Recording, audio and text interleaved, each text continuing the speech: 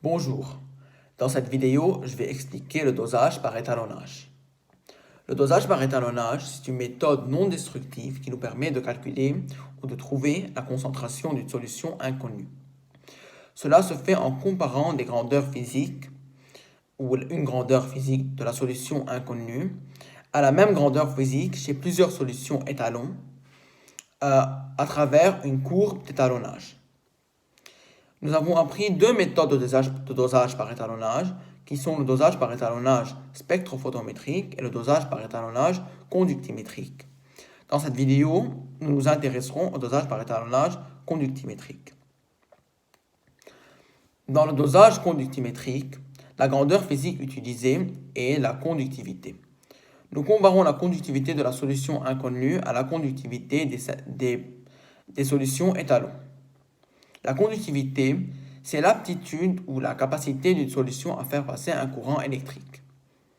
Afin d'effectuer le dosage conductimétrique, nous suivons la loi de Colroche qui dit que la conductivité d'une solution d'une espèce ionique dissoute est proportionnelle à la concentration de cette espèce ionique en solution apportée. Mathématiquement, la loi de Colroche se traduit par la formule suivante. Sigma égale AK fois C, sigma étant la conductivité, K étant la pente de la droite d'étalonnage et C étant la concentration de l'espèce ionique.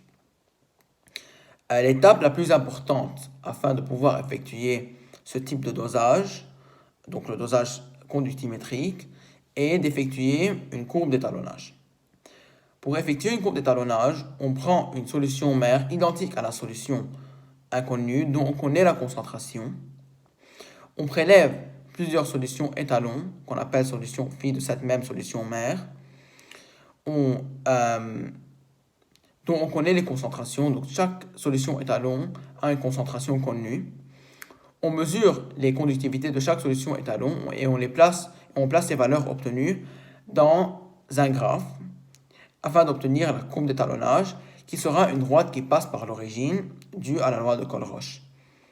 Ensuite, on mesure la conductivité de la solution inconnue, on la place dans le graphe sur la courbe d'étalonnage et on trouve la concentration de la solution inconnue. Si la conductivité est trop grande, on peut utiliser la dilution, on dilue la solution, on trouve la concentration et ensuite on multiplie la concentration par le facteur de dilution. Maintenant, je vais expliquer la méthode de dosage par titrage direct. La méthode de dosage par titrage direct est une méthode destructive qui nous permet de calculer la concentration d'une espèce dans une solution inconnue. Lorsqu'on effectue le dosage par titrage direct, on verse un réactif titrant dont la concentration est connue avec un réactif titré dont la concentration est inconnue. Lorsqu'on verse ce réactif titrant avec le réactif titré, on arrive à un certain moment donné à un point d'équivalence. À ce point, le réactif titrant et le réactif titré sont introduits dans les rapports stoichiométriques et c'est à ce moment qu'on est capable de calculer la concentration. La méthode de dosage par titrage direct nécessite une réaction rapide, totale et unique afin de pouvoir obtenir les résultats les plus précis. Dans cette vidéo, nous allons parler de deux types de titrage, le titrage pH métrique et le titrage conductimétrique. Commençons par le titrage pH métrique. On effectue un titrage pH métrique lorsqu'on travaille avec un couple acido-basique.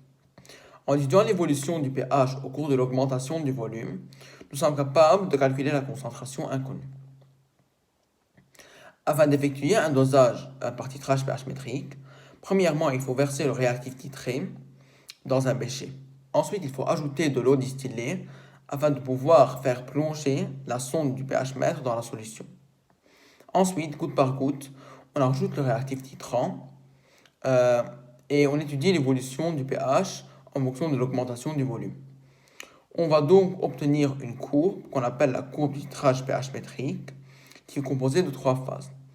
La première phase étant une augmentation lente du pH par rapport à l'augmentation du volume.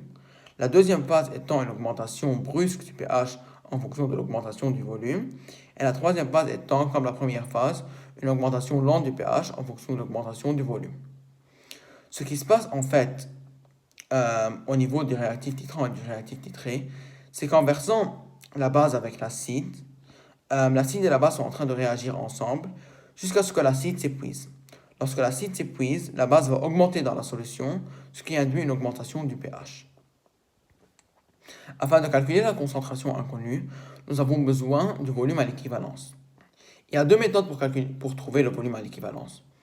Soit en utilisant la courbe de litrage pH métrique et en utilisant la méthode des tangentes parallèles, soit en utilisant une courbe qu'on appelle la courbe dérivée, qui est produite par un ordinateur ou par un logiciel, qui a un extrémum ayant une abscisse qui est égale au volume à l'équivalence. Ensuite, ayant le volume à l'équivalence et les rapports stoichiométriques, nous pouvons calculer la concentration inconnue. Maintenant, nous avons expliqué le dosage pH métrique dans le cas où le réactif titré est un acide et le réactif titrant est une base. Dans le cas où le réactif titré est une base et le réactif titrant est un acide, la courbe de titrage pH métrique sera inversée et donc elle sera décroissante au lieu de croissante. Maintenant, je vais passer au dosage par titrage conductimétrique. On utilise le titrage conductimétrique lorsque la solution avec laquelle nous sommes en train de travailler contient des ions. En étudiant la conductivité d'une solution, nous sommes capables de déduire et de calculer la concentration inconnue. Afin d'effectuer le dosage par titrage conductimétrique, premièrement, on verse le réactif titré dans un bécher qu'on va remplir avec de l'eau distillée afin qu'on puisse plonger la sonde du conductimètre. Ensuite, goutte par goutte, on ajoute le réactif titrant tout en étudiant l'évolution de la conductivité de la solution. La conductivité de la solution, l'évolution de la conductivité de la solution est illustrée dans le graphe contenant la courbe de titrage conductimétrique. La courbe de titrage conductimétrique est composée de deux courbes, en fait deux droites ou deux fonctions affines, dont la première étant décroissante et la seconde étant croissante. Ces deux droites s'intersectent en un point qu'on appelle le point d'équivalence. Disons la solution titrée contient Na+, et HO-, et la solution titrante contient Cl- et H3O+. Na+ est un ion spectateur qui ne joue pas de rôle dans la conductivité de la solution. Donc, en ajoutant le réactif titrant, HO- et H3O+, sont en train de réagir ensemble pour donner 2H2O, et Cl- est en train d'augmenter dans la solution. Or, la conductivité de la solution est en train de diminuer, tout en augmentant le volume. Et cela est dû au fait que la conductivité molaire ionique du HO- est plus grande que celle du Cl-. Et par suite, une diminution de HO- a un effet plus grand sur la conductivité totale de la solution que l'augmentation de Cl-, d'où la courbe décroissante. Ensuite, lorsque le HO- est épuisé, on ajoute du H3O+, et le H3O+, ne réagit plus avec un HO-. Donc il augmente dans la solution, et le Cl- aussi augmente, et par suite la conductivité augmente, d'où la fonction croissante. Donc la deuxième fonction est croissante due à ce fait.